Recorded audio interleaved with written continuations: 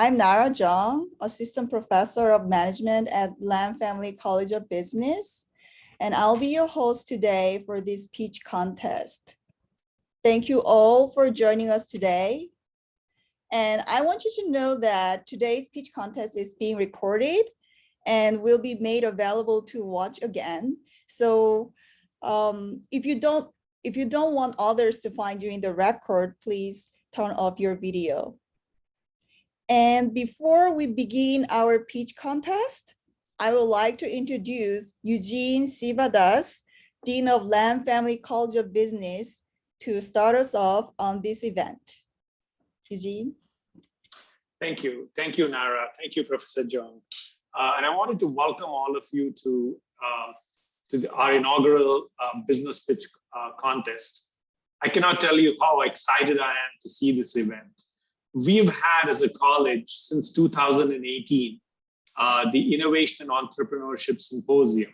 And it's my understanding that the person who sort of wins this contest will automatically get to go to that competition. But the reason why this competition is important is that while we have our INE Fellows program, entrepreneurship, like sports, is not limited to everybody can enjoy it. Everybody can be part of it. What this pitch competition does is it opens up the doors to many more students to participate in this competition. And hopefully they'll find it a passion, and then they can get into the Fellows program or even start their companies. My dream is that one day the next Facebook or the next Google will come out of the Lam Family College of Business.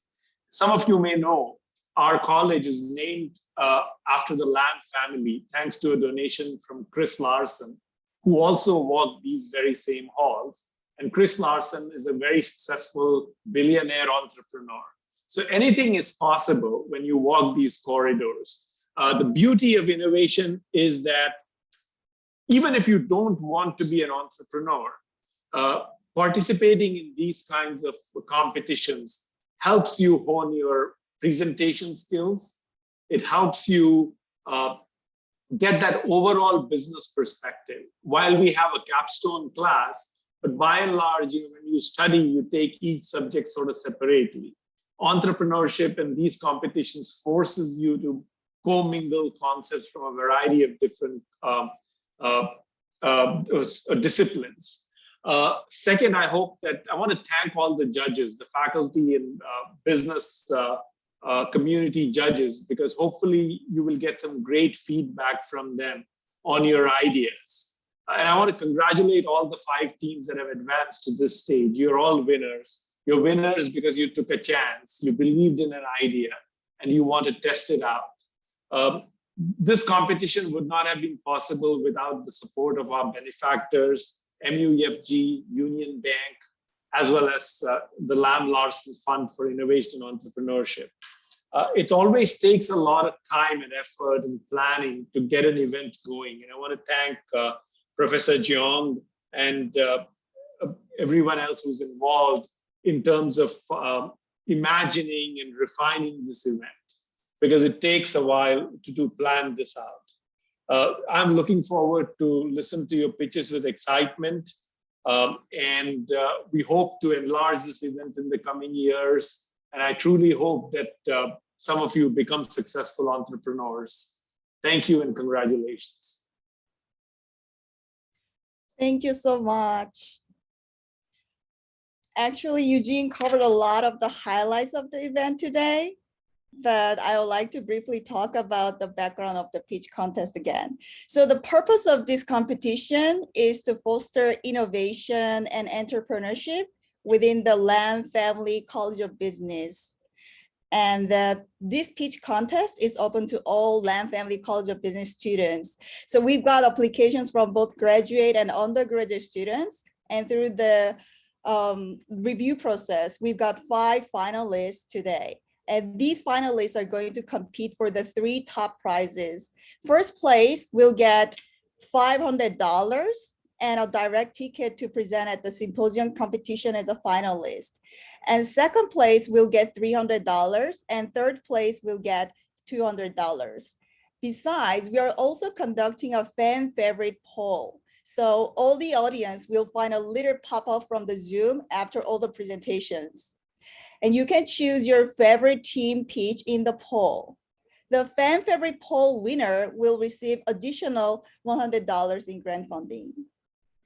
So our finalist team will have 10-minute presentation each.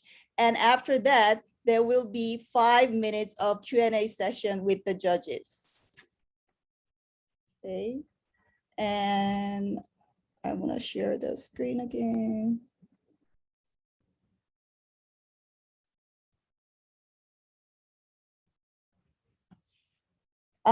At this point, I would like to introduce our judges. Alphabetically, we have CJ Slyfield, Chief Product and Strategy Officer at Hunt Military Communities, Len Pahe, co-founder and CEO of Stream Club, and Nasser Sharasbi, Assistant Professor of Information Systems at Lam Family College of Business. So you can find their brief bios in the chat. So I'm gonna share the brief bios.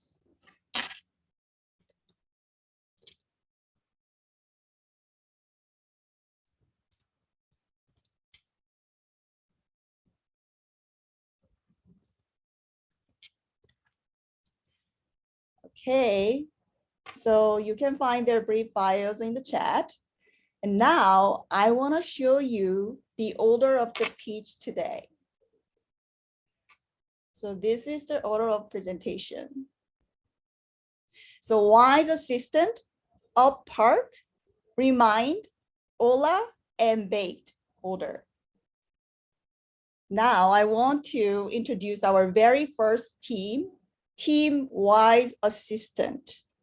Angelou, are you ready to share your presentation slides and start? Yes, Professor. Yes, I am ready. So I'm going to stop my screen sharing, and then you can begin your pitch. And once you begin your pitch, your time will start. Okay. Perfect. Thank you.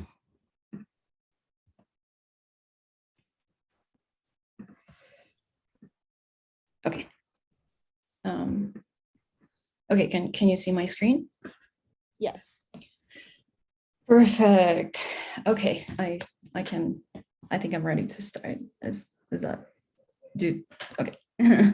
Okay. Hello everyone. I'm excited to be here. My name is Angelou. I work, well, before my background in SFSU, I did a bachelor's degree in business and management from SFSU, and I'm currently studying quantitative economics in SFSU as well. And I'm currently working for a company called Wise Assistant, as you can, and I serve as a growth associate for the company.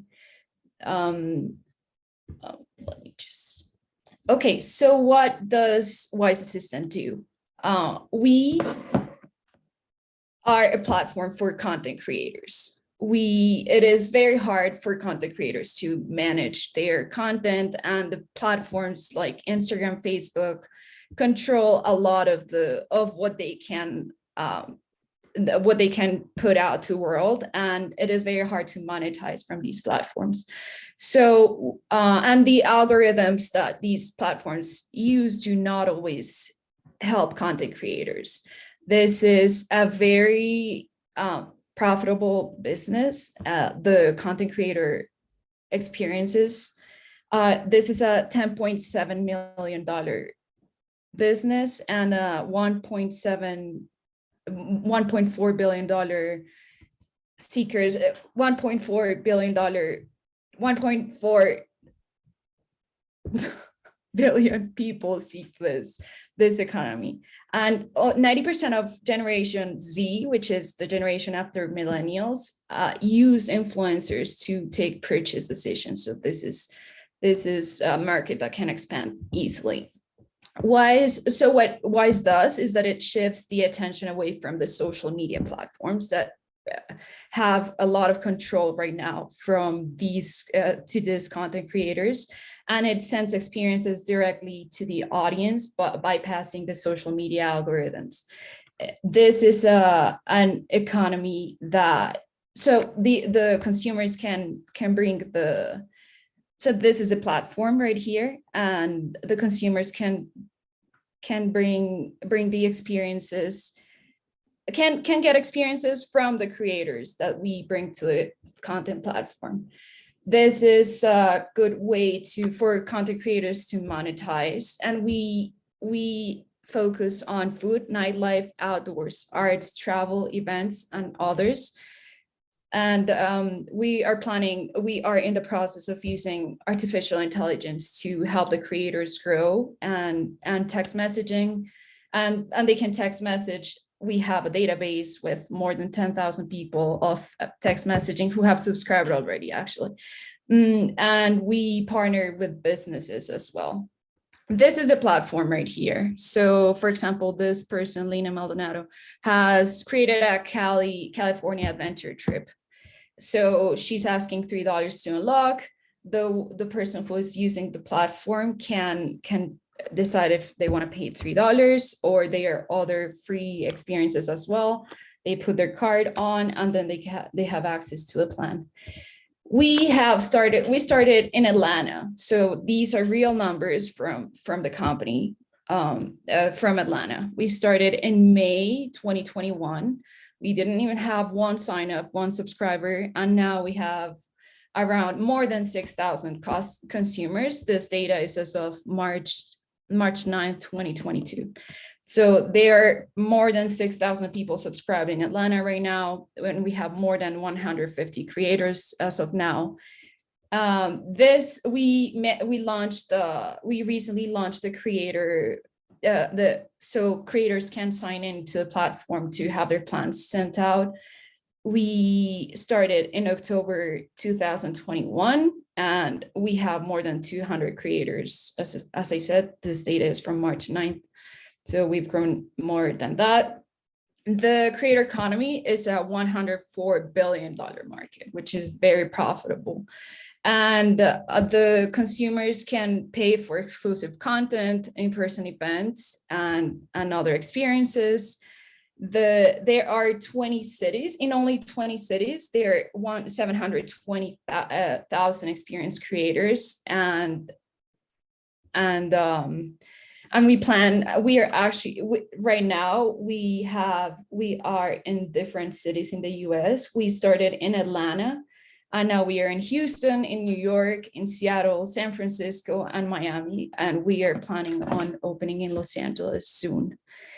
So this is a very profitable market, as I've mentioned, and our niche is premium and curated experiences. So we can see here the different platforms that do similar, that offer similar services. And we are in the curated and premium platform. And well, I don't. And this is our team right now. So this is Michael, the CEO, Ryan, the CTO. Zane is the one who builds the market. He's in charge of business operations. This is myself. I'm in charge of the growth. I work along with the marketing team to create campaigns right now. So, okay. One question I had from the suggestions was, what was the marketing model? And our marketing model has been 100% organic so far.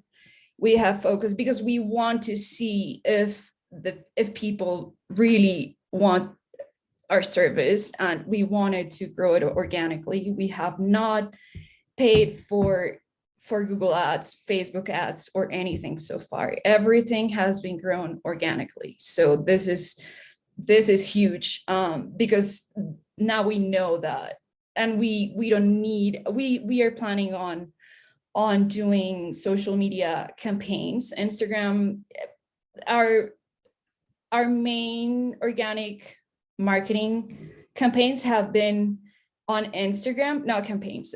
Our main organic where we've gotten the people from has been mainly on Instagram. And it seems to have correlation. So we have around 6,000 followers in Atlanta, and we have around 6,000 followers, 6,000 creators in Atlanta as well. So, and now we're ready to start using search engine optimization and other marketing strategies to target consumers. And well, thank you. If you have any questions. Okay, thank you. And you're going to have a Q&A session with the judges. And do you have any questions, Lam, CJ, and Nasser? I have a recommendation maybe, and I'm just curious, maybe you've already looked into this, but I see that you're tracking, user onboarding, creators and end users, right? But I would suggest that you take a deeper dive into that to make sure that you're tracking in, user engagement, right? So it's probably not enough just to see how many users you've onboarded, but what you really want to check is things like churn or, monthly active users or average session time. So I would recommend, if you haven't, implementing some sort of analytics into the app so you can track how well you're doing. We use Google Analytics actually to track the data. So we do, however, I didn't present it in this, but we do, that's an important part of my job actually, using Google Analytics to track the data and who are the content creators that we can get, and getting the profiles of people that are the best fit for our platform. Nice, that's terrific. And you kind of piqued my curiosity. You mentioned that you were interested in leveraging AI, so I was curious what the application of that was. Well, I'm not on that's part of the engineering team. Yeah, gotcha. I'm not right now, and yeah. But does anyone have any other questions? However, the engineer, sorry, just to give you a brief, the engineering team is working on that, and we are planning on implementing AI and machine learning. They know how to use machine learning, and we plan on using machine learning, and we are starting it right now. We have the plan of doing it, and that also needs a lot of we do need more investments from people to start that, but that is what we are planning on doing right now. Go ahead. Yeah, gotcha. I mean, first of all, great job for putting yourself out there. I think it's really cool to see that you guys focused on one city to start. I think that, a lot of early stage products go too wide. So it's good to see that. I'm curious, you guys launched in Atlanta in mid-2021. What are some milestones that you guys have achieved since then? And how are you guys thinking about your progress moving forward? We have achieved many milestones actually. When I started working for Wise, I never thought we were gonna just have so many followers. Our social media has exploded, and this is a product that people want. So our first milestone was probably the 100 customers or consumers, and that was exciting. And then 1,000, and then after 1,000 we have just skyrocketed. So yes, I think those were the main milestones: the 100, then the 1,000, and then we are almost in the 10,000 now milestone. So yeah, and then probably 1 million will come. Yes. Yeah, well, I think those other judges asked very relevant questions. I just wanted to also emphasize that it's a very great product, I believe. I see the market for that. I see the value proposition that you guys are proposing here. Just one like clarification question is, so basically when the content creators put so ask for the money, then they would also share the experience on your own platforms or on your app or whatever platform it is, or would they go and share it on TikTok or Instagram and so on? So what they do is that they create the experience on our platform and it can be shared on social media, for example. So it's yeah, they create their experiences on our platform, and then they can share it on. Yeah, and then so then like my related question to that is that how do you want to differentiate yourself from what, for instance, other crowdfunding and crowdsourcing website or platform offers? We have. That makes sense. How do can you please? Yeah, sure. Yeah, I mean, like, yeah. why let's say that I'm a content creator, and why do I sign up on your platform rather than I go and crowdfund my experience or like my journey, whatever elsewhere? Because you have a more direct access to people who want those experiences. So you don't have. We are not the ones managing that content and like Instagram and Facebook that they decide what they want to put there. So it's a more direct way to have access for people who are looking for experiences to have access to content creators, and for content creators to have access to the other side. So it's more direct. We don't want to control that as much as Instagram and Facebook do. Yeah. Okay. Thank you. Okay, that was the last question, and we will move on. Thank you, Angelou and the judges. Now, I would like to introduce our next team, Up Park. Nikesh, would you please share your presentation slides and start your pitch? Yes, I will just. Great.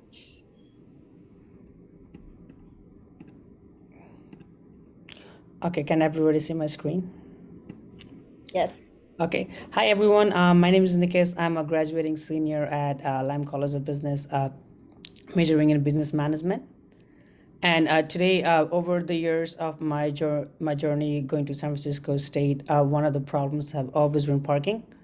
Me not being able to find parking, and college's parking being very expensive. So I got an idea to see how can we change the way we park. So basically, my company is trying to provide affordable parking to students. So the first is street parking. So as we know, there are a lot of street parkings available, but every time I see a parking, I try to go, there's always somebody taking the spot for me, right? So I've had the problem a lot. So what we're trying to create is that an application where users are able to share where parkings are available, and another of our users are able to use it. And moving from that, our company is also trying to go into renting the parking spots to our consumers, and also designated parking spaces. So through market analysis, we found out that our competitors are Spot Hero, Park Up, and then traditional parking lots. And also the reason why is being Spot Hero is one of the most growing company, and similar solutions is also available, but it is very expensive for students, and it's not very widely popular in Bay Area. So our pricing strategy is that we'll be providing affordable pricing range to students for less than $5 for 2 hours. And we are trying to promote in social media campaigns, focusing on targeting commuters and targeting student commuters. And our distribution is to roll out by rollout phases, SFSU being the first one. So and our operation strategy is SFSU being the first rollout parking, renting the parking spaces, and expanding to CCSF and other major San Francisco attractions.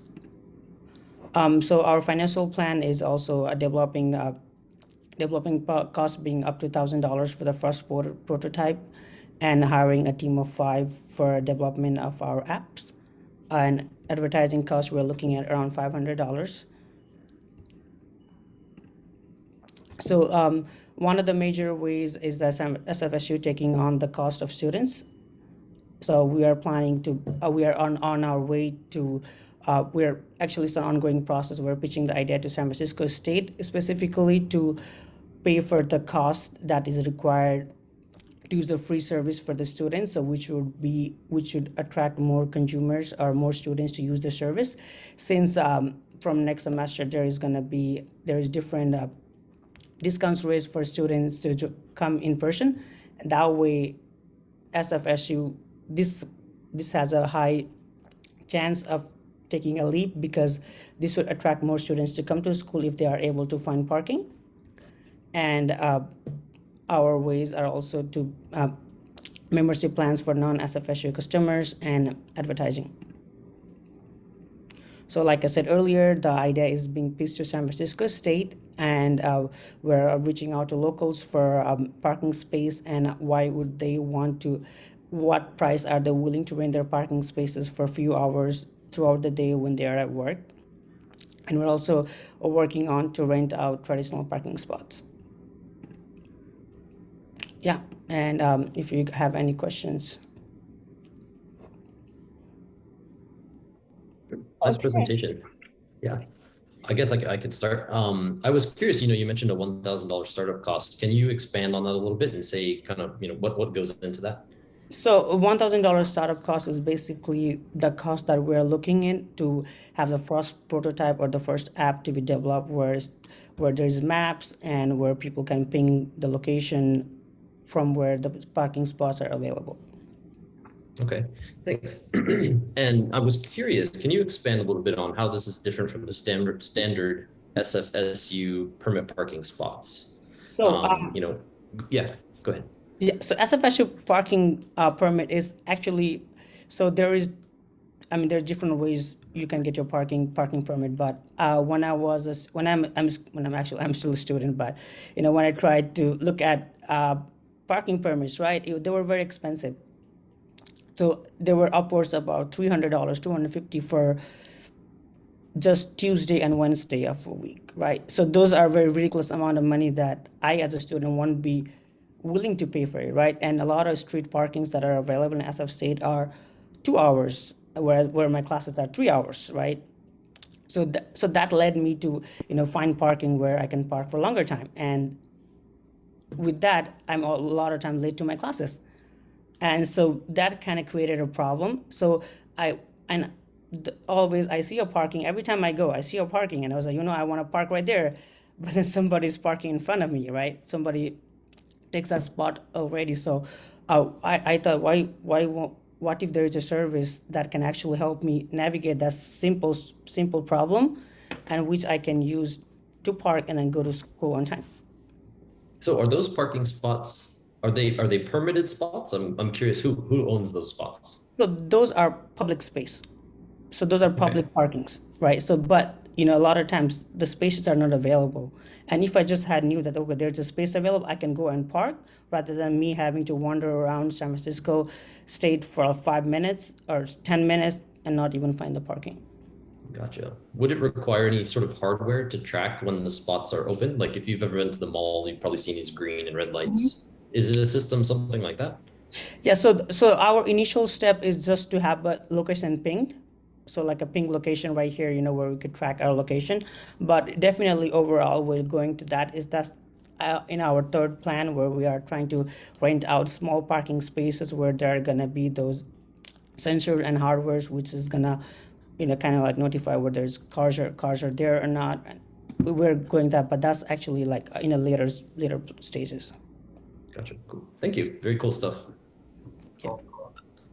Nice job, Nikesh. I love this because I I've gotten way too many parking tickets over the years. I used to And live in they're- Hayes. and they're very I used to live expensive. on Arbalo. I also used to live on Arbalo, and the street cleaners would always get me.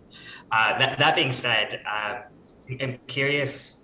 So I love that you put an analogous competitor on here, right? So I know that Spot Hero works closely with apartment building management to provide consistent supply. How are you, thinking about a kind of making sure that like whatever you provide for end users looking for parking is one actually available for them to be able to book.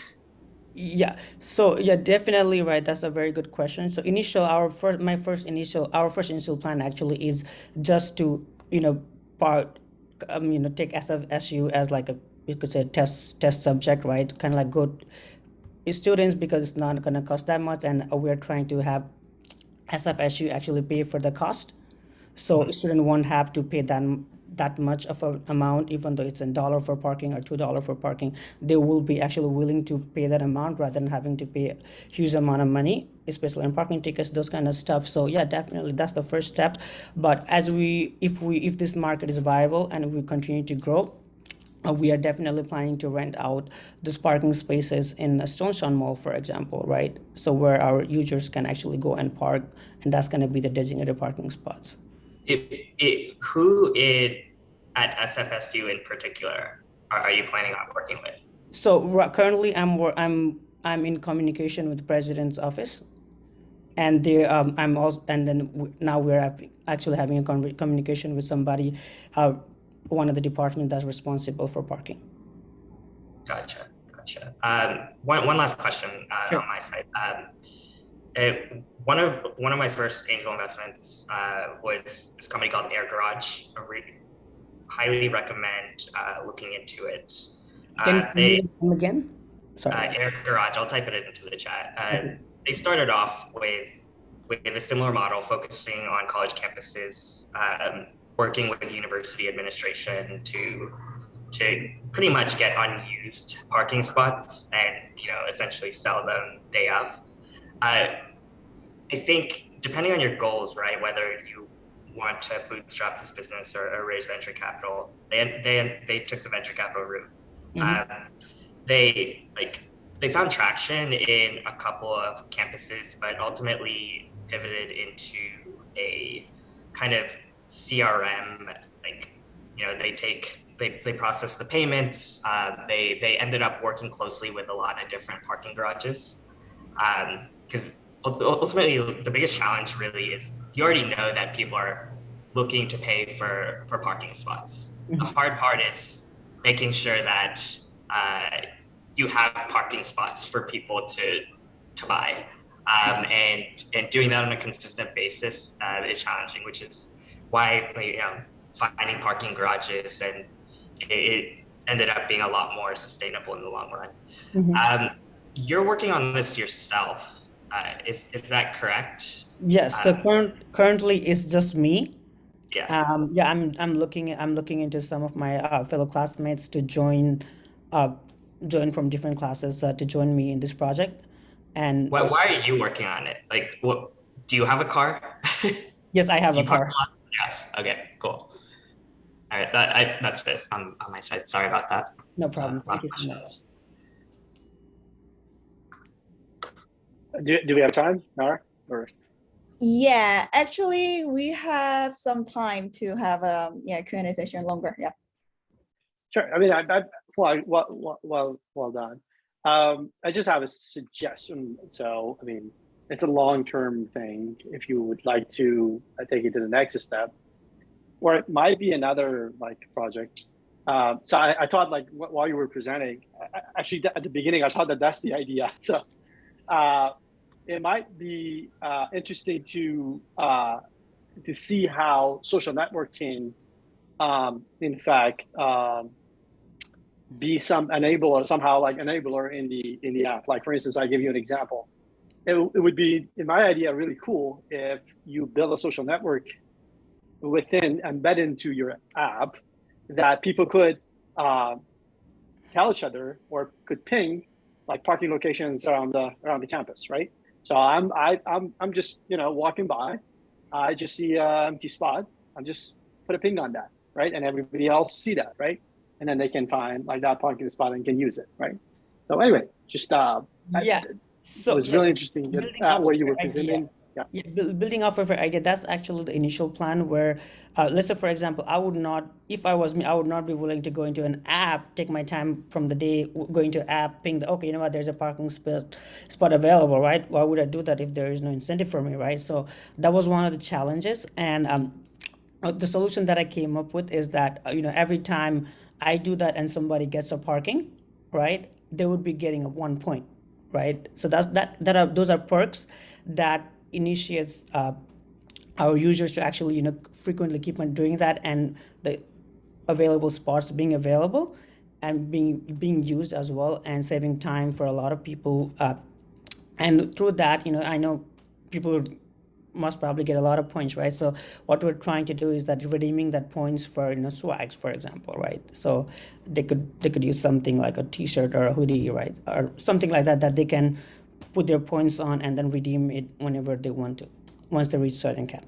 Okay, thank you so much, Thank you. judges and Nikesh. And next, we are going to have Relly's presentation. So the team idea is remind. The concept is remind. Relly, would you share your screen? Sure. Is everyone able to hear me just fine? Yes.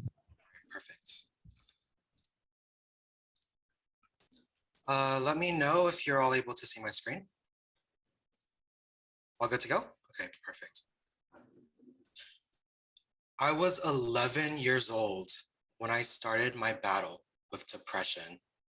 For 6 years, I fought alone and I fought in silence. See, vulnerability was not taught in my household, so I didn't know how to ask for help. And I stand here today because no child deserves to feel that way.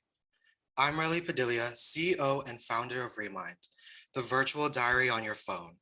With Mindy, our emotional support AI by your side, let's talk out the harder conversations in life. Tongue-tied during a heated conversation, anxious about an upcoming presentation, losing your trail of thought during therapy, the moments we need our voices are our most vulnerable moments. Remind intends to help our users build the confidence they need when they need their voices the most. How? Through practice. Regular diaries can't do what we're trying to do. We need to use our voices. It needs to be a conversation. Remind intends to teach, habituate, and destigmatize vulnerability.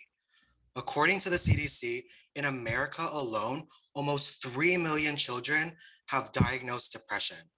Anxiety, almost 6 million. It's estimated that 1 in 5 kids have undiagnosed mental illnesses, and we won't let any of them go through this alone. With enough practice and support, everyone can be confident in their voice. There is power in knowing your story and healing in sharing it. Through trauma and hardship, many of us lost that power at some point of our lives. I did when I needed support the most, and I almost took my own life.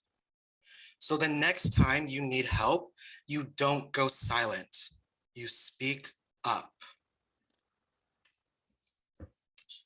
You can do that with Mindy, our artificial intelligence built for emotional support. She's what sets us apart from other diaries. On our Remind mobile app, check in with Mindy and she'll check in with you. Were you kind to yourself today? Is there anything still bothering you? Need advice on a troubling relationship? Mindy is programmed to facilitate conversations like you would have with a friend. With assistance from certified mental health professionals, she knows a lot about mental wellness, coping strategies, building good habits, and she's a great listener if you just want to rant. She's able to record transcripts of your discussions, which can be revised and organized to help you reflect on or share when you're ready. Mindy will have 2 forms, one on our mobile app and one in the physical world. For those on the go, perhaps you'd prefer Mindy on the mobile app. Those who prefer a deeper immersion of Mindy, like young children and adults, consider the Mindy figurine. Mindy is a Bluetooth kid-friendly smart speaker that helps you navigate the Remind app and brings out the life in your conversations. She reacts to touch, makes faces, emits warm light, and responds to your voice, bringing comfort and familiarity to users that you wouldn't get from a diary alone. Here's our business model. One unit is a Mindy figurine, giving you full access to our Remind mobile app. Our selling price is $110. Cost of goods sold, including raw materials, production, packaging, and delivery, totaling $60, bringing our contribution margin to $50 per unit. Our fixed expenses per month total $6,350. That brings our break-even units to 128 units a month. We intend to have a separate subscription-based model on launch, selling for $10 a month. Our primary target market is kids and young adults, those who go to school or college, or maybe now they live on their own, people who have kept or aspire to keep personal journals, or those who want an extra tool in therapy. My target market is open and understanding of mental health. They lead stressful lifestyles that make writing in a regular journal daunting, or they seek to build more intimate and transparent connections with their friends and loved ones. My first target consumers will be those in the Bay Area or my hometown, Los Angeles. That's where most of my network and resources are available to me.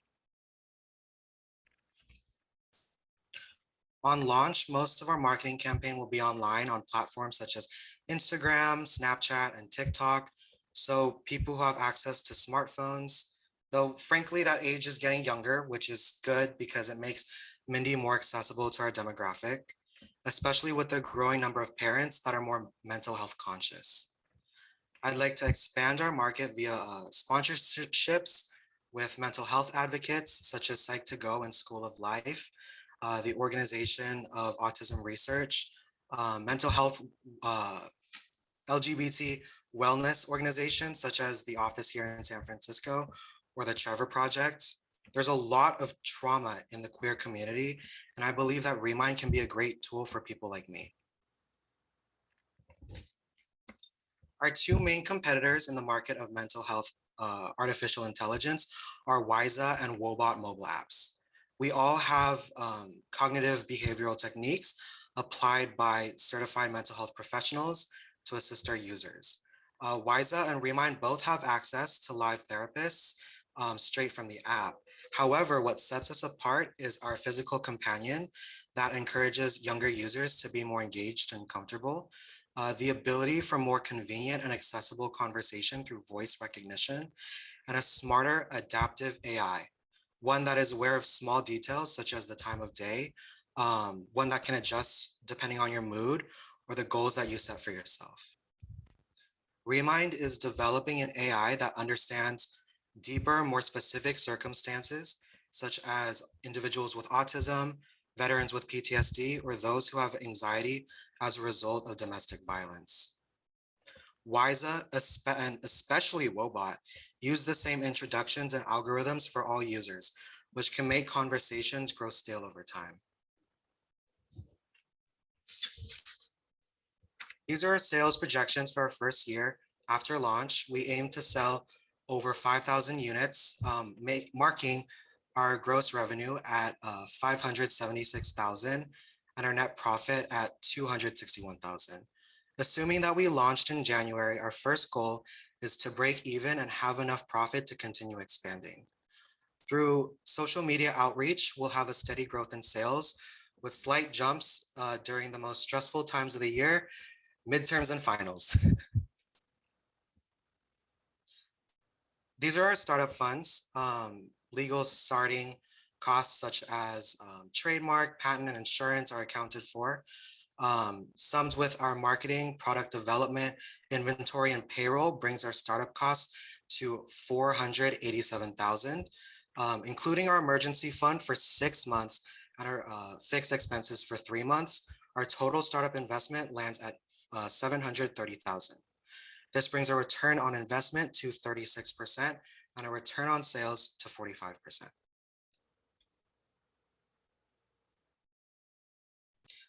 After graduation, I'd like to put all of my energy into developing our app. Within our first year of business, I'd like to work with mental health organizations such as Hope for Depression and Mental Health America for endorsements of Remind. By my third year, I'd like to collaborate with entertainment companies such as Disney, so our childhood superheroes can help Mindy make us stronger too. And it allows us to appeal to a larger audience. And by my fifth year, I'd like to have Remind translated into 50 different languages so we can expand globally. So I started my business journey in my senior year of high school through NIFTY, the Network for Teaching Entrepreneurship in LA. With guidance from my teacher, Timothy Dura, and my team at NIFTY, I made it as a finalist at the 2018 National Youth Business Pitching Competition, where I flew to New York to compete with my previous business idea, Current Core. I continued my journey past high school through the Startup Summer Program hosted at USC. I have resources at Dominguez Hills through Polk Institute as well. Though what I really think makes me qualified is that I'd be my first customer. I'd actually come up with the concept of Remind the night before I pitched Current Core at the Nationals. But Remind spoke to me because it was a problem I knew as well as my own. And what I learned is that the power to heal is within us. A part of my healing is the healing of my community, and that's how I want to do business. And with my communities at NIFTY and the Polk Institute, my teams there can help me do that. Thank you all for giving me the opportunity to share my business idea. Once again, I'm Riley Padilla, CEO and founder of Remind, the virtual diary that you don't write alone. With Mindy by your side, let's talk out the harder conversations in life. Thank you. Judges, do you have any questions? Yeah, that was a really nice presentation. I think you have a pretty solid value proposition there. I've actually done a lot of hardware design. I was at Apple working on Apple Watches, iPhones, AirPods, all that stuff. So I know the hardware part of this can be really challenging. I might have a recommendation that if you did a phased approach where you start with, and just bear with me for a minute here, but if you started with a, just a graphical representation of the figurine on the phone, so it's software, right? It's much more scalable. And then maybe you can, bootstrap or get investments and then maybe launch a figurine, just so you can scale more quickly, get more users. Just food for thought. Let's see.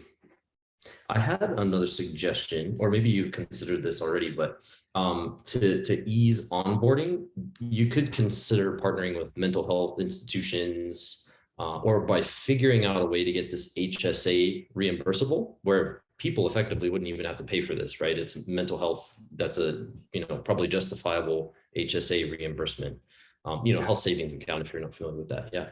So that really lowers the barrier for entry for users, right? If it costs them nothing. I was curious, what if you had a strategy for building these ML models, right? So natural language processing, this is the kind of AI you would use for this. It is a really difficult area of AI, and it's really critical, obviously, to get the right answer to the user, especially, if someone's dealing with depression, right? It's critical to get them the right answer. Have you thought about how you build that, or who you might reach out to build those models for you? Yeah, so one of my mentors, Tim, he actually, told me I should reach out to the apps that I'd be competing with. I think that they set a very solid foundation for where mental health AI belongs in the market. But I started using their apps as well recently, and I was thinking about, all the ways that it can be built upon and built better.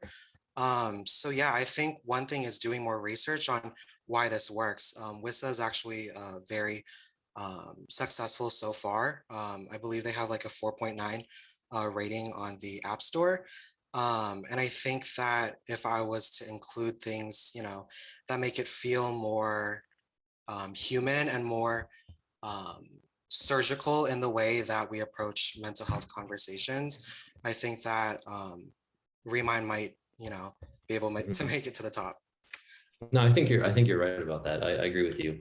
And one more thing I wanted to mention really quickly, kind of a recommendation is, if you do go with the hardware, like a figurine, I would recommend doing user studies with like MVPs, minimally viable products, to get feedback from people on what the design is that they respond most positively to. Right. Because once you go through that, you go down that path of creating the hardware, you're going to be stuck with all the manufacturing lines that make that exact thing, and it's going to be really hard to pivot. So, but anyways, really nice presentation. Nice job. Thank you. Yeah, great presentation. I love that you start off with a problem and why you're working on it. I can tell that you care a lot, and when you're starting out, that's ultimately the most important thing. I think working on early stage products, every action that you take is really to just de-risk the odds of failure, right? Yeah. And I think like one of the best ways to do that is to be strategic in picking the battles that you take on and the ones that you sit on the sidelines for. I know CJ has a lot of experience in building hardware. And it seems to be a pretty challenging space. And you mentioned building hardware in an app. I think regardless of like what you start off with, whether it's an app or software, like nailing even one is really challenging. Like, what's the insight that gave you conviction in starting off with that approach? So I think, something that kind of inspired me, something a little, fun fact, I relied a lot on, for example, like a teddy bear when I was growing up, and I found them, very soothing, in my worst moments. Sometimes that was all I had, something to hug and hold. And so I'm hoping that if I'm able to make a model that can not only simulate that comfort that you'd receive as a child, but then also bring that into conversation that you can grow up with, I think that it would set a solid foundation for what I'm trying to do at Remind. I love that. I think next time you do your presentation, bring that up when you bring up the figurine. Yeah, of course. Yeah. My turn. Okay, great. So, well, congratulations, really. It's a great presentation, great idea. I love it. First question is it only an idea right now, or have you gone any further? So it's only an idea at the moment. Through my team at Nifty, just last week, I was talking to an investor at the US Renewables Group. For me, my thing is I'm not a professional in AI development or, nor am I a professional at, mental health, but I have resources. I had a couple mental health professionals that I talked about that I'm closely connected to at Polk Institute. And I think, through my networks, I might be able to find the proper team to develop this app. Yeah, because well, I mean, I agree with CJ, and I like to echo what he said. Like, the idea is great. The implementation is really challenging, both with regards to the AI. And then, I mean, my next question to you is like, what is the AI supposed to do? Is it supposed to be a therapist? No, so Remind is absolutely not supposed to replace therapy. Okay. If anything, it's supposed to be a tool. For example, if you do have a therapist, you have a weekly session for an hour a week, how much can you really regurgitate or remember, within that hour of discussion? So Remind really is supposed to help the user reflect. I think that when it comes to mental health, we have the answers within us. It's about finding them.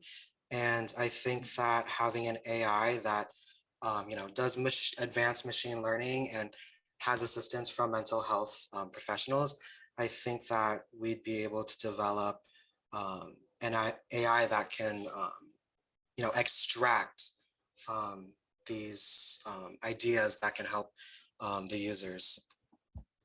Yeah, because I mean, with regards to the idea, it's a great idea, but with regards to implementation, both AI, the technology part, as well as like the impact part, where what it's tried to make an impact, which is the mental health. Those are very sensitive issues and topics. And the implementation requires a lot and lots of nuances that you have to take care of. And it's challenging. It's not definitely not undoable, but definitely going to be challenging. And I would agree with CJ that I would stay away from manufacturing or the device for the beginning, at least, because product design and so on has a lot of challenges, but like manufacturing by itself is a headache. So I mean, yeah, it definitely, you could have it. I mean, I loved your future plan. Very ambitious, but I loved it. But again, like you can have it on the horizon of your company growth, but start solid, because again, like you have enough implementation challenges. Again, both with regards to the domain that you're trying to make an impact, as well as the technology part. I mean, you're touching a very complex part of machine learning. So yeah, a great idea. Yeah. Okay, thank you so much, judges and the rally. And now we are going to have Mayum's idea, Ola. So Mayum, can you share your screen? Great, thanks. I think I was muted. Can everyone see my screen? Yes, yes. All right. Hi, everyone. Hi, judges. My name is Mayum. I'm so happy to be here. I am Ola's creator, a local business finder platform that helps you become a more conscious and ethical consumer. So today I will go through some problems that both business and customers faced, our solution to those challenges, an introduction to our product, some market analysis, and most importantly, our revenue model. So let me tell you a little bit about myself. A couple of years ago, I made some promises to myself to stop use mainstream products or services and opt for more conscious, ethical options. Let me give you an example. So instead of buying a $5 coffee from Starbucks, I try to source for a local coffee shop near me and try them out. And even if it doesn't give me the same taste as Starbucks, sometimes I just want to spend my money somewhere that I feel good about it. And I believe some of you in this room feel the same way. Sometimes you just want to support a business that comes from a genuine story behind their shops, rather than supporting an established restaurant with an overload of reviews. That's probably 20% of those reviews are already fake. But why is it so hard to find a platform that compiles all of these genuine local small business in one place, and customers can easily learn about these business stories within like one click? So these are all the problems with existing platforms right now. So on the business side, you can see that there is almost 45% of new business usually fail in the early years due to very poor internet presence. And existing platforms, they seem to not helping. And secondly, one bad review can heavily affect the business reputation. And thirdly, there are still so many businesses out there that are still not fully exposed to their customers. And lastly is minorities owned business still don't get the support and the treatment they need. So therefore these businesses are still lack of the necessary visibility. And on the customer side, you can see here, first, again, reviews are often biased and misleading, and researchers have shown that 20% of these reviews are usually fake. And second, these restaurants that already have very large amount of reviews will keep getting more customers.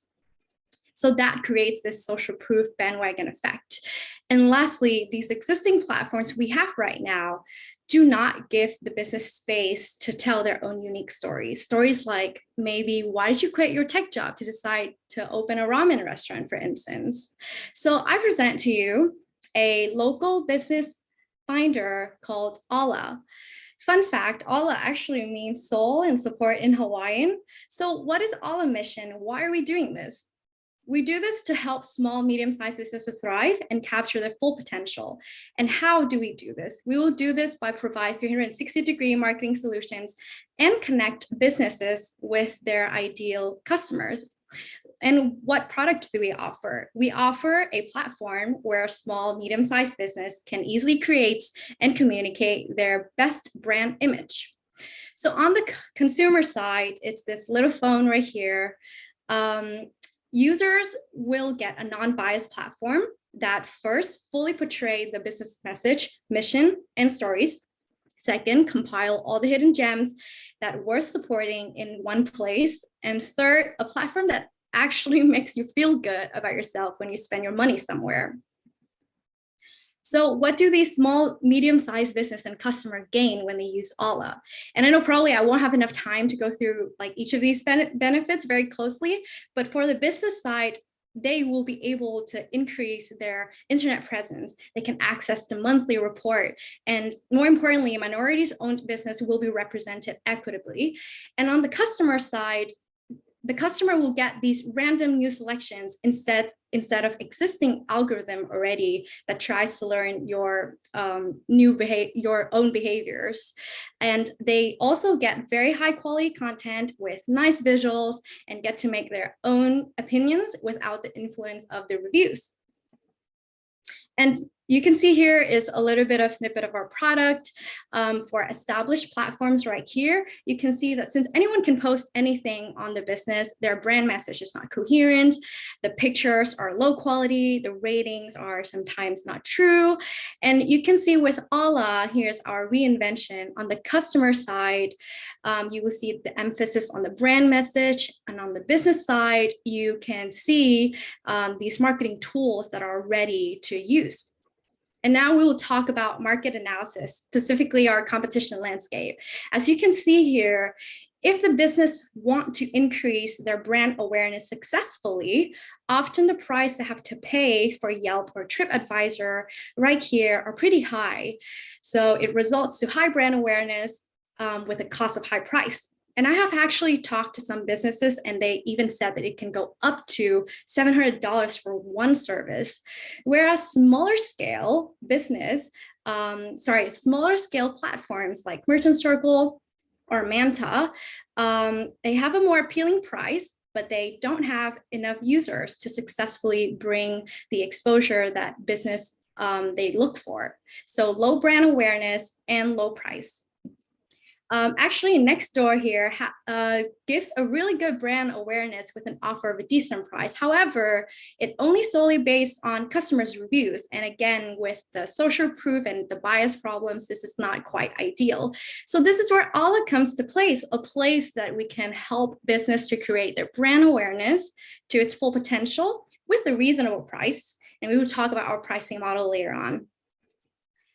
And let's move on to market size. I actually use an online tool called SEMrush to measure our market size. This tool basically gathers data from how many users existed on these competitors' platform already and how much each of those users generate revenue. And that's how they calculate their market size. After they generate this little data right here, so the total addressable market that we have is $7 billion. And this means that if we were to capture 100% of the entire crowdsourced reviews industry, we are capturing $7 billion in revenue. And this technically means like there's $7 billion opportunity to capture if we were able to capture 100%. But however, this is never the case. Like realistically, we will never be able to capture 100% of these entire addressable market. So we have this little number down here, the serviceable available market, and it's around $485 million. This means there's this pool of consumer that is exactly our target audience. These are the people who are ready to buy our product, ready to use our product, and the specific pool of consumer will generate $485 million. So what does these numbers mean? It means that the market offers great potential for new entrants like us with niche innovation to be one of the major players. And lastly is our pricing plan, our revenue model. One question we do ask ourselves is, how do we have enough business that seem appealing for customers to join? And how do we have enough customer for business to use our platform? This is a classic chicken and egg problem. And this is the reason why we decided to combine our business model, not only that we offer marketing services tools that incentivize business to join our platform, Ala will also serve as a lead generation model that makes customers' life easier when choosing a place to go. And with this method, we kind of solve the chicken and egg problem. Businesses use Ala to access the marketing tools for $49.99 per month, and in exchange for their business profile listed on Ala. And on the customer side, customer would join because they want to see all of this meaningful small business that needs to be supported all in one place. And this incentivizes the business to keep listing on Ala. Yeah, so let's join the cause in helping small local business thrive. That is the end of my pitch. Thank you so much for tuning in, and I'm ready for some questions. Thank you, Mayu. Judges, do you have any questions? Yeah, that was really nice. Nice presentation. I had a question. I was curious if you wanted to drive, excuse me, more usage. Did you consider only charging the business? Maybe by the number of referrals of people going to their restaurant versus charging the end users. I think it might lower the barrier to entry for the end users, right? The whole population of, us folks, which would just drive more traffic towards those, those restaurants. Did you consider that? I have not considered that. What I've been thinking more is, how do I help business to not get the most costs, but still have Ala running. But that is a great point. Al, can you also clarify again, like how would that work to charge? Oh, sorry, go ahead. What was that? I missed that end of the question. So can you clarify again on how would that work? Like whether if they're going to charge the percentage of customers going to the restaurant?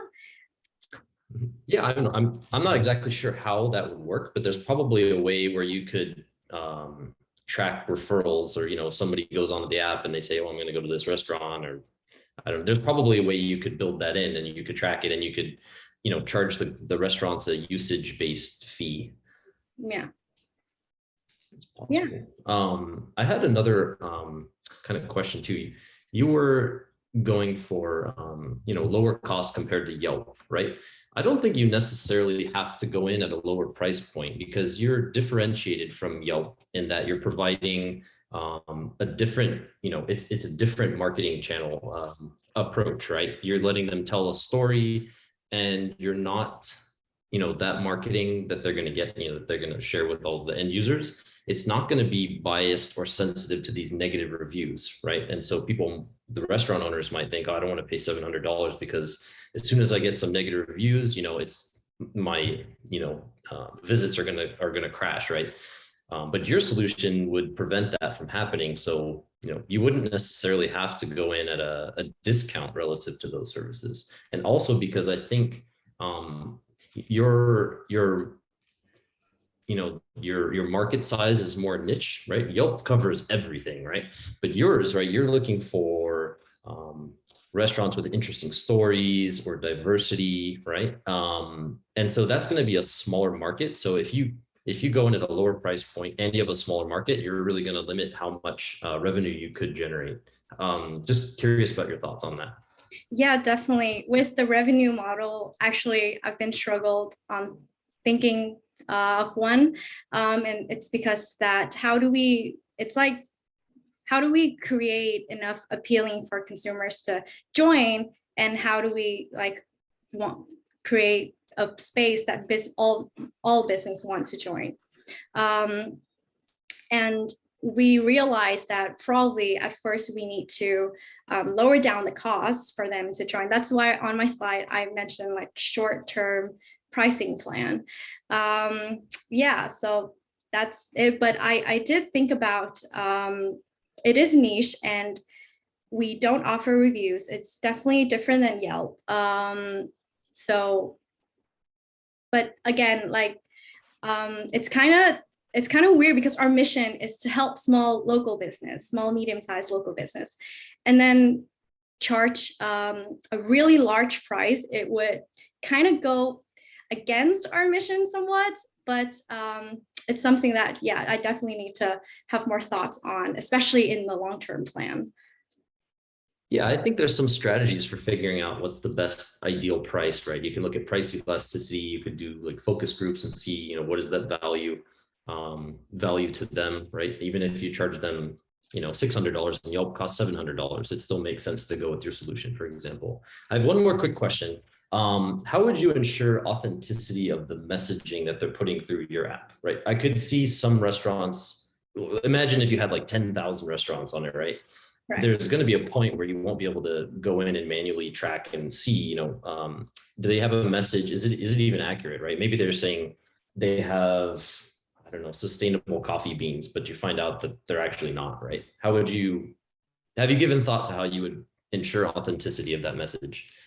Yeah, I actually have give thought about it. And I really like this platform. It's actually created from like the heart and the people who genuinely want to help and the business that genuinely want to succeed. You can definitely go to a marketing company and pay them a lot amount of money and being able to create all of these fake stories. But I actually talk, like, this is an experience of mine when I usually go out and eat, and I talk to the chef and I talk to the people, or even someone who has like a really small plant shop, and hearing their stories sometimes, and their business is still very small. And I realized, like, if these people who come on this platform and they use this platform, I would think that it's going to be authenticity. But I do think about, once this platform gets really bigger, how would I track that? And yeah, I believe that I should come up with a way of tracking the authenticity. Maybe we can like assign people in different places and they can help us do that. Yeah.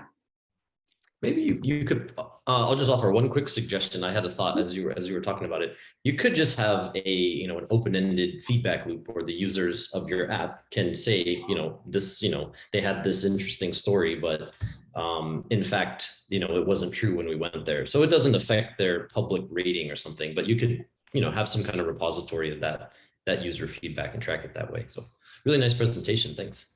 Thank you. Great, thank you. Len or Nasser?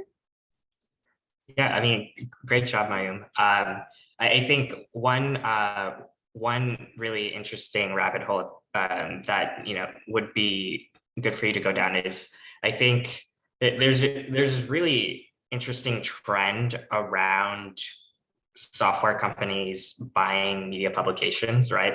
So like the Zapier, you know, recently purchased a blog.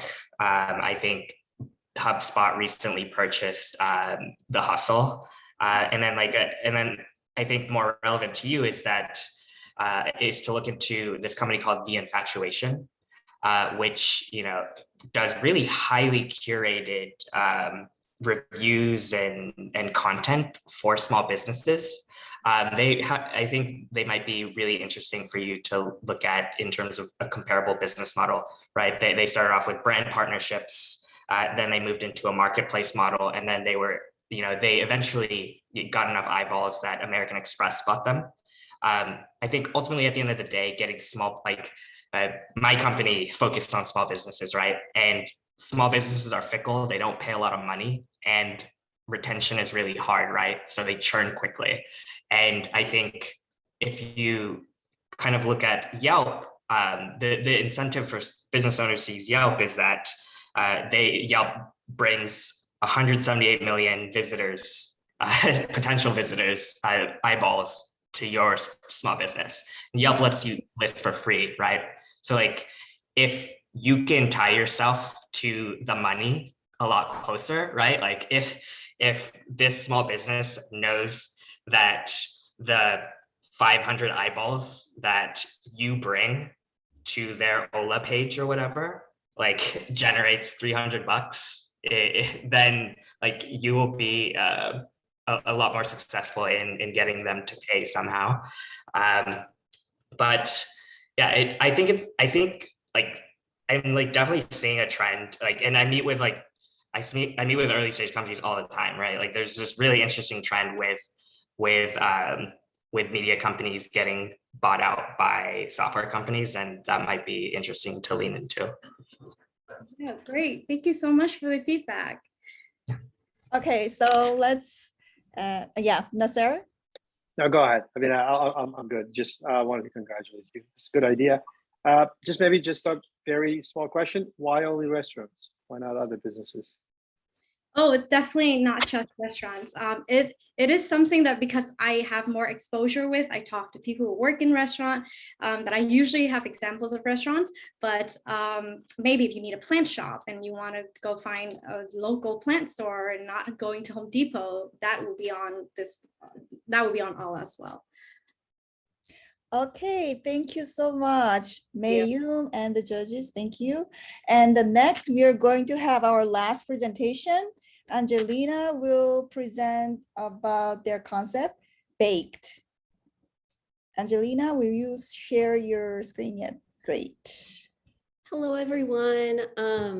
Thank you to the judges also for judging us today.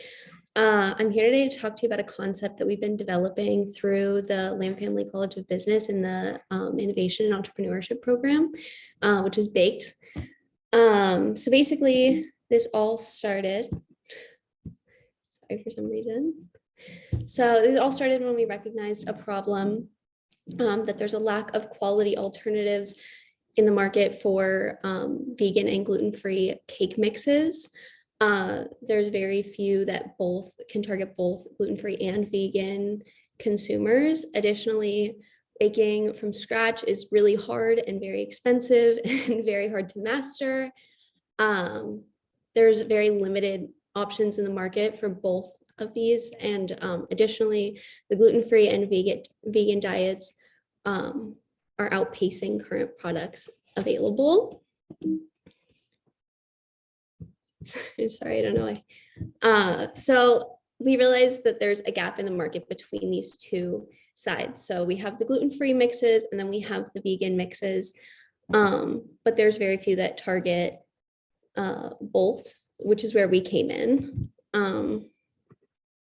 With a rising number of people with food allergies in America, there is for sure an epidemic of people with sensitivity to certain foods, which is why roughly 1 in 2 Americans are either lactose intolerant or have a sensitivity to gluten. And in addition, roughly 6% of Americans consider themselves vegan. This number has been on the rise since the pandemic as well. More people are leaning towards a vegan and vegetarian diet. And ever since like 2010, there has been a huge increase in people who are doing a gluten-free diet, which brings me to our market size. So roughly, we just went over the total cake mix market is just about 1.5 billion in 2023, are expected to be at 1.5 billion in 2023 with a compounding annual growth rate of 3.83%. Additionally, the market for gluten-free baking mixes was estimated to be about 3.91 in 2020, and this number has been growing exponentially. For vegan ingredients, the estimated market size was 1.17 billion in 2019 and expected to grow to 1.23 in 2020. So those numbers are a bit old, but they are reflective of like a huge market space for this. The global market for gluten-free food is expected to expand from 5.6 billion in 2020 to 8.3 billion in 2025, which is where we came in with our concept of baked. We're an allergy-friendly baking company. We're bringing high quality, affordable, easy to make baking mixes to the masses. So food that everyone can enjoy. We have, so why baked? So we are dairy-free, gluten-free, vegan, allergy-friendly, high quality, and affordable. We have a product offering of 3 flavors. So we have red velvet, chocolate, and vanilla, or our plan is to launch initially with chocolate and vanilla and then to bring red velvet in later. Which brings us to our why, how, what. Why are we doing this? To bring an option to consumers that is easy and high quality. How we plan to grow through discipline to bring this option to consumers. And what is it? An allergy-friendly baking mix for everyone to enjoy. So our target market, we have consumers who seek high quality products that are vegan, plant-based, convenient, budget conscious, and friendly for gluten-free and those with celiac disease. Our future plans for growth, in 3 months, we hope to be selling in farmers markets, and in 1 year, we plan to be online. 3 years, we hope to be in, the regular grocery stores. In 2 years, we hope to be in local supermarkets, but massive grocery stores in 3 years, and 5 years, hopefully to be in the Europe and Middle East. These are some of our concepts for different ideas for a baked logo, like storefronts. And then this is our projected growth. Our margin, you can see, is at 33.9% currently. And then our projected 3-year plan, which I can show you the financial statements after as well, but 562,000 in sales, 111 units sold, 243,000 investment needed, and 347 in profit for the next 3 years.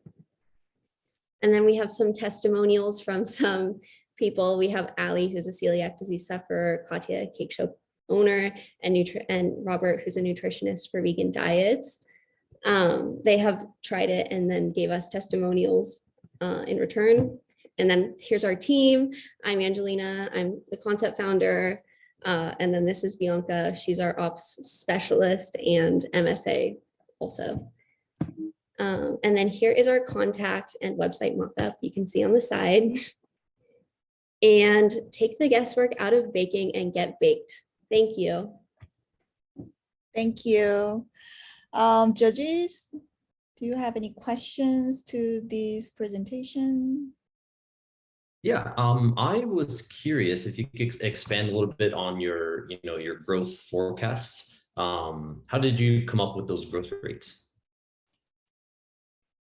So I can show you in our next, we created these projections based on what the cost of ingredients, cost of marketing, cost of everything would be. And we found these growth. So this is the sources and uses of funds, sorry, but this is the actual year-over-year forecast. So based on the production schedule, we hope to be growing at these changes, or these percentages over each year. Does that answer your question? Oh yeah, well, it kind of does. So if you look at quantities sold, right? Right. How did you come up with the year-over-year changes for those? For the quantities sold. Yeah. Oh, I think we did percentages.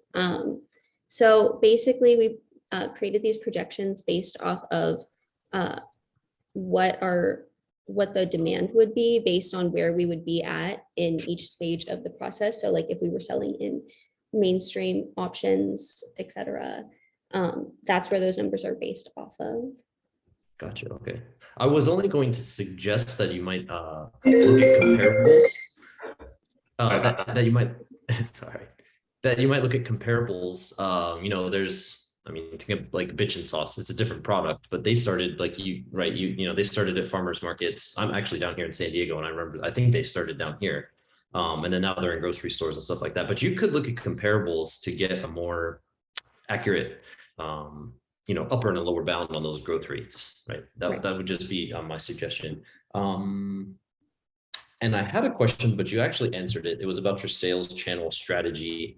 So I think I understand that one. I would just recommend that, hopefully if it gets to that point, that you be strategic about which chains you choose, because they all have, different, take rates, right? Just for having your products in there. So like Trader Joe's, for example, they really leave you a thin margin. So, but really nice presentation. Thanks. Right. Thank you. I love the bitchin sauce, by the way. Big fan. Yeah, great job. Great branding. I think my question is really simple.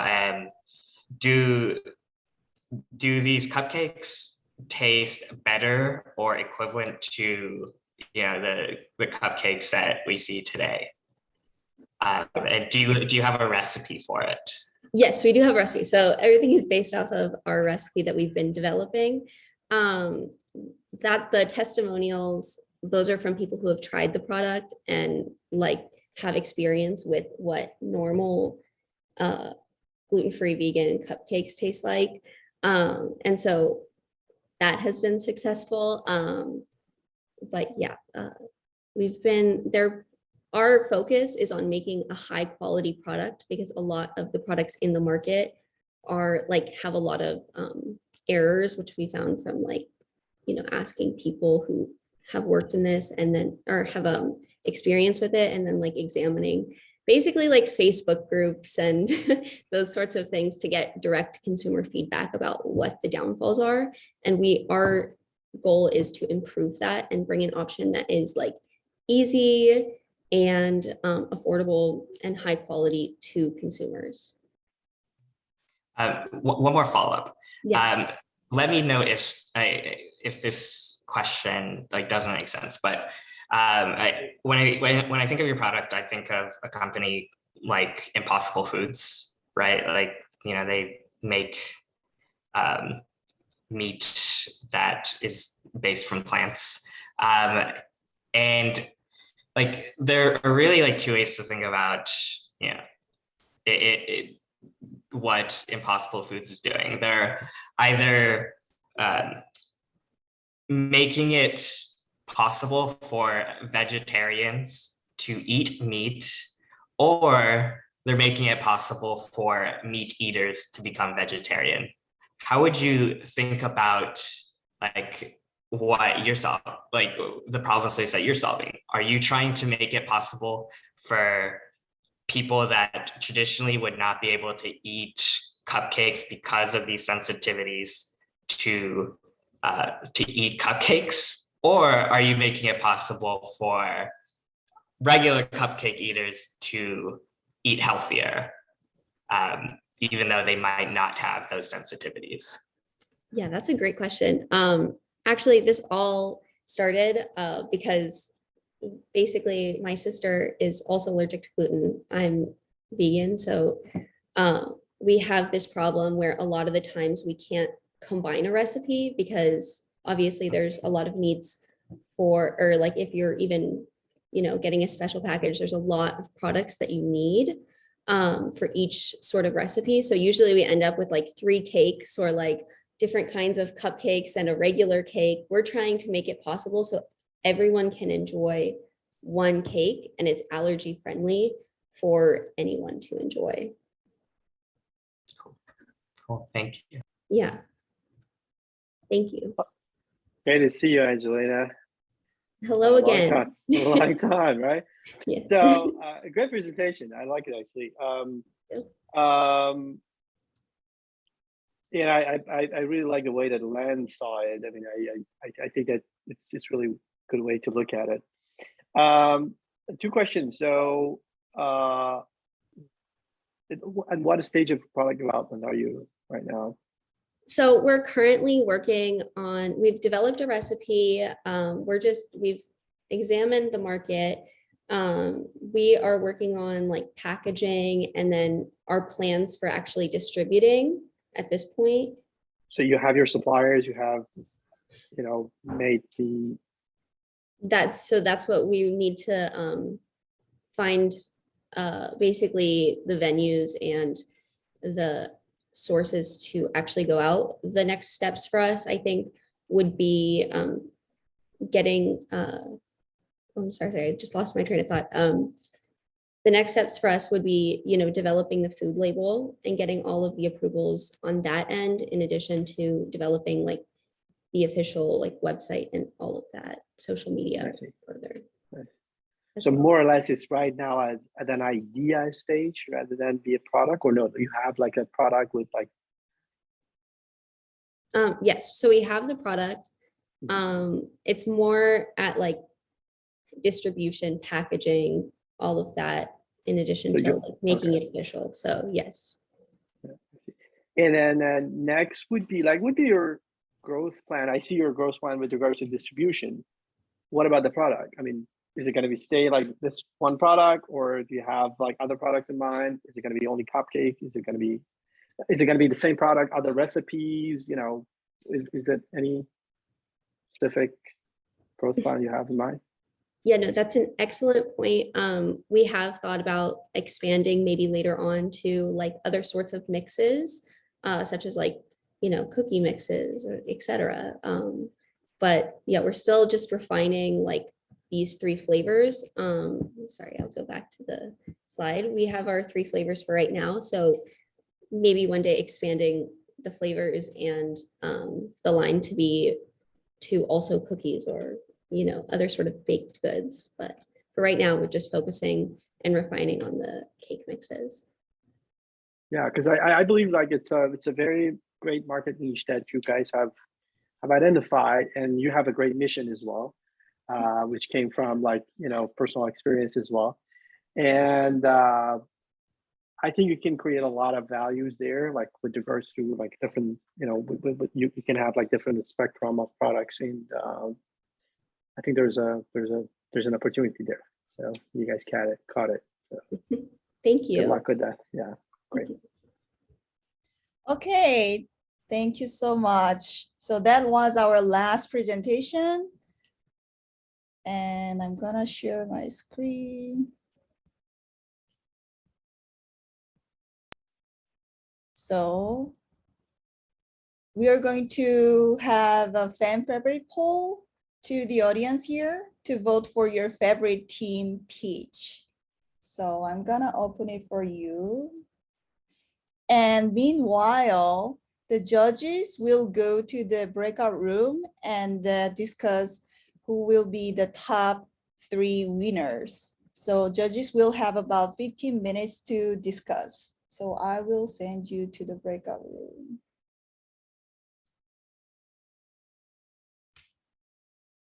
Okay, so audience, please vote for your favorite team.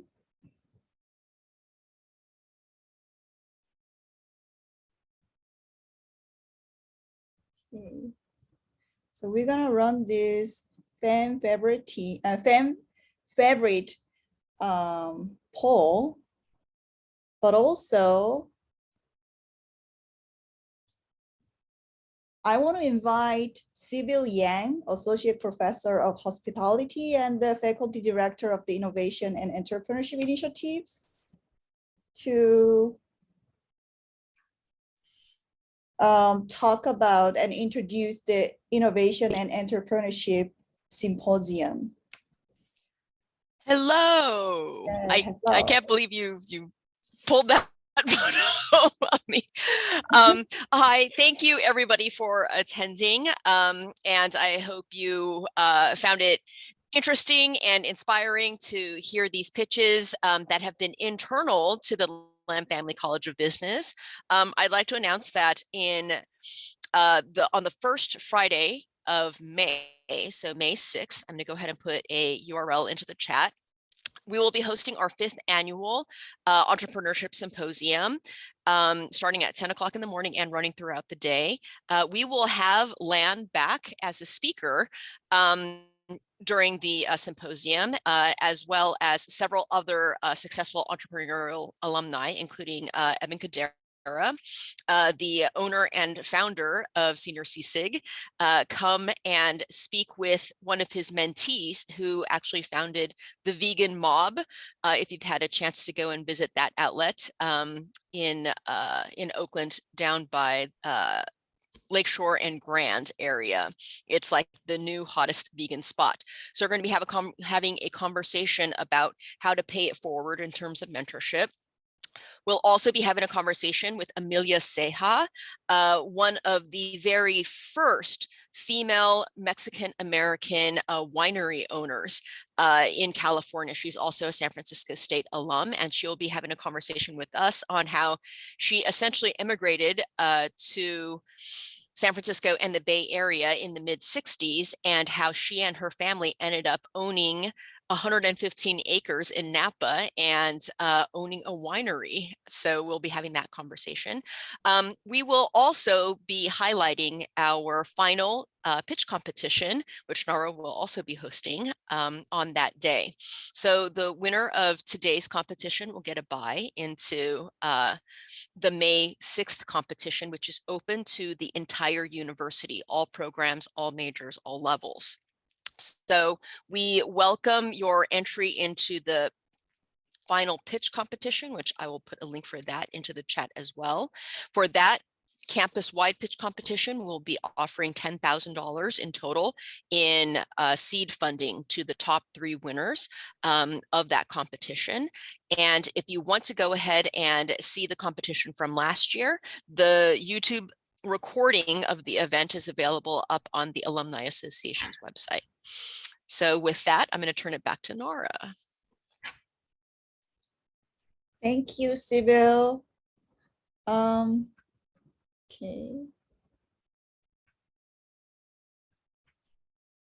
So I just wanted to show you this slide again, because as Sybil mentioned, we're going to have innovation pitch competition in the symposium. And I actually invite you, all the finalists, to enter to this innovation pitch competition again, because it's open to all SFSU students, and also it accepts all the concepts and industries, and also either individual and the teams can apply to this innovation pitch competition. And if you really need some seed money to start your business, and you're really serious about your idea, then it's a really great chance to get bigger seed money. So the first place will get $6,000, and the second place $3,000, third place $1,000. So you got some feedback today, and also from the reviewers.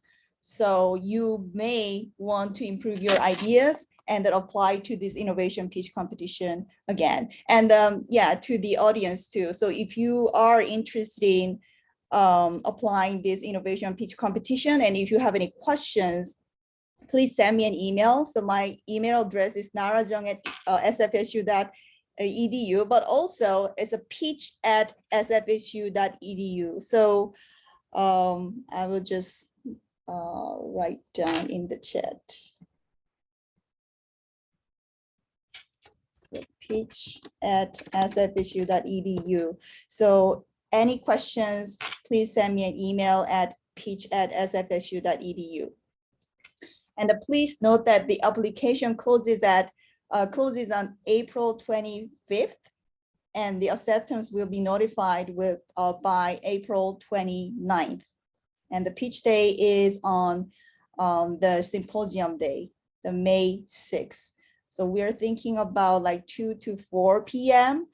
And then you will know the results by 4:30. Yeah, about like 4:30. And if you want to know more about this event, you can go to the website of the symposium pitch competition.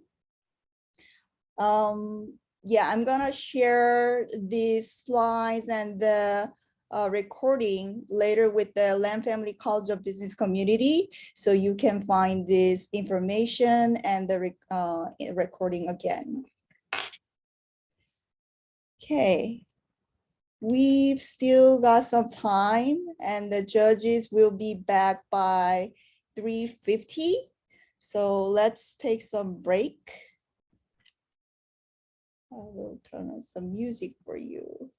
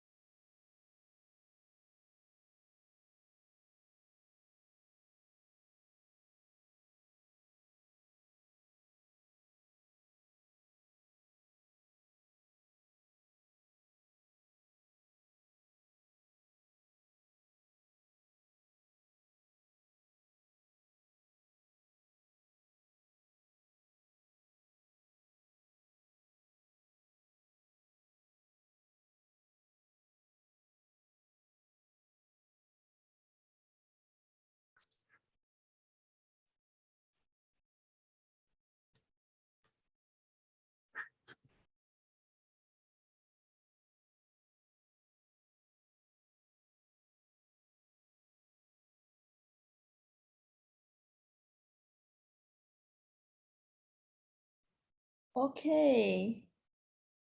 I got the result.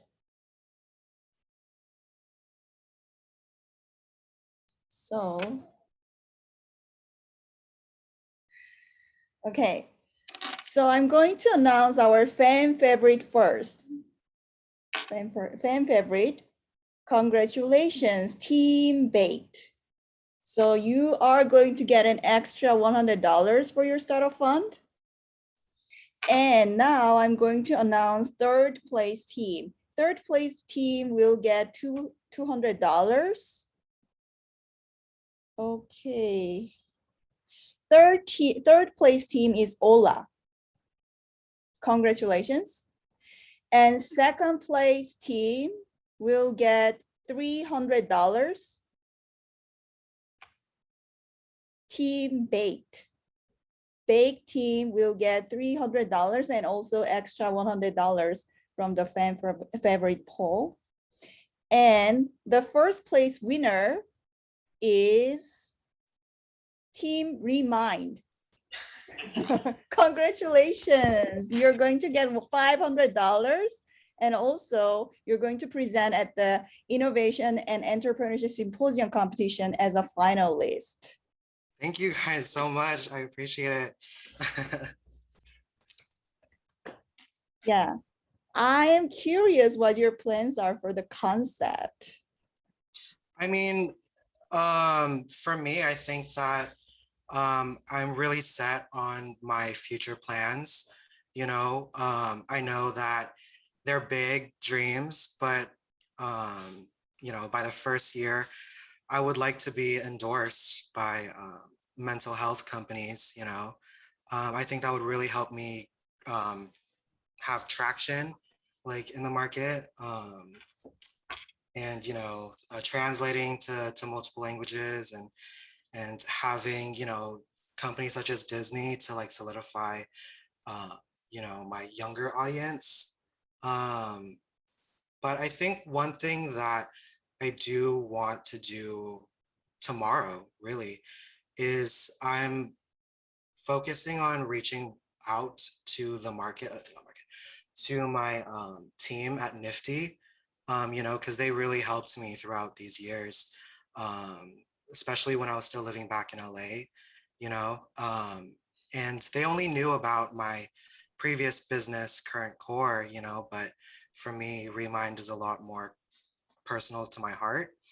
And so I'm really excited to share, you know, my business idea, and perhaps I can find resources through Nifty and possibly some network through the SF State faculty to see what resources I can have here. Great, thank you so much. I'm looking forward to it. I'm so proud of all the teams who pitched and applied to this event, and there are so many ideas with potential. So thank you so much. And also I thank you so much for our judges for giving precious, great feedback to the teams today. It's really precious and I really appreciate it. And the audience, thank you so much for attending and participating in the vote today. And I hope to see you again in the Innovation and Entrepreneurship pitch competition soon in May. And also the next year's Lam Family College of Business pitch contest. Thank you so much. Bye.